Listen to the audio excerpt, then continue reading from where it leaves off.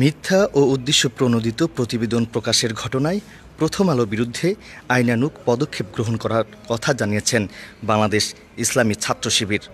মঙ্গলবার গণমাধ্যমে পাঠানো এক বিবৃতিতে এই তথ্য জানানো হয়েছে। ছাত্র শিবিরের কেন্দ্রীয় সভাপতি জাহিদুল ইসলাম এবং সেক্রেটারি জেনারেল নুরুল ইসলাম সাদ্দাম স্বাক্ষরিত যৌথ বিবৃতিতে বলা হয়েছে, জাতীয় দৈনিক প্রথম আলোতে ছাত্র শিবিরকে জড়িয়ে মিথ্যা তথ্য প্রচারের প্রতিবাদ জানিয়েছে বাংলাদেশ ইসলামী ছাত্র শিবির। বিবৃতিতে নেতৃবৃন্দ বলেন, চাঁদা না পেয়ে ব্যাংক কর্মকর্তাকে মারধরের অভিযোগ শিবির কর্মীদের বিরুদ্ধে এই শিরোনামে দেশের বহুল প্রচারিত জাতীয় দৈনিক প্রথম আলোতে প্রকাশিত একটি রিপোর্ট আমাদের দৃষ্টিগোচর হয়েছে। ওই প্রতিবেদনে বলা হয়, নরসিংদী সদর উপজেলার মাধবদীতে ঈদের আগে চাঁদা না পেয়ে ইসলামী ব্যাংকের এক কর্মকর্তাকে সড়কে ফেলে মারধরের অভিযোগ উঠেছে, যেখানে ভুক্তভোগী তার বক্তব্যে অভিযুক্তদের ছাত্র শিবির কর্মী হিসেবে চিহ্নিত করেছেন।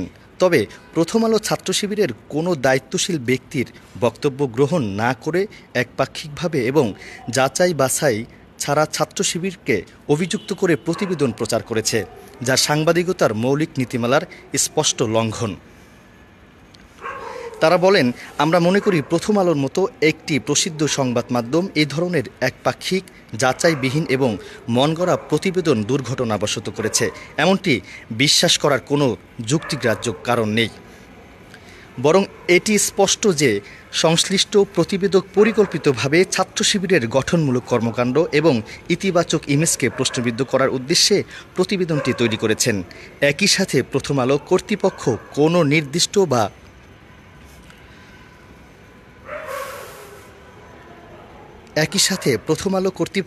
কোনো নির্দিষ্ট পক্ষ বা গোষ্ঠীর প্ররোচনায় এই ধরনের মানহানির প্রতিবেদন প্রকাশের সুযোগ দিয়েছে।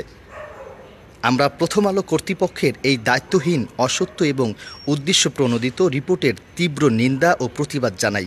এছাড়া আমরা স্পষ্টভাবে বলতে চাই, ওই ঘটনার সাথে ছাত্র শিবিরের কোনো ধরনের সংশ্লিষ্টতা নেই।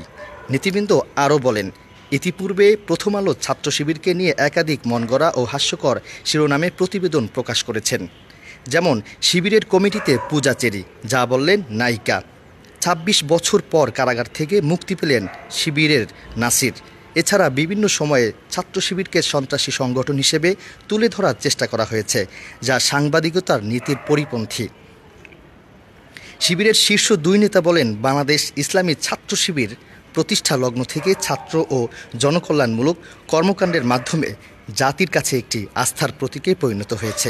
এই সংগঠনের অর্থায়নের সুনির্দিষ্ট পন্থা তার গঠনতন্ত্রে সুস্পষ্টভাবে লিপিবদ্ধ রয়েছে। জনশক্তি ও শুভানুদ্দায়ীদের স্বতঃস্ফূর্ত অনুদানে ছাত্র শিবিরের সামগ্রিক কার্যক্রম পরিচালিত হয়। তবে একটি অসাধু মহল মিথ্যা তথ্য পরিবেশন করে এবং পরিকল্পিতভাবে ছাত্র শিবিরের সুনাম ও গ্রহণযোগ্যতাকে প্রশ্নবিদ্ধ করার চেষ্টা করছে।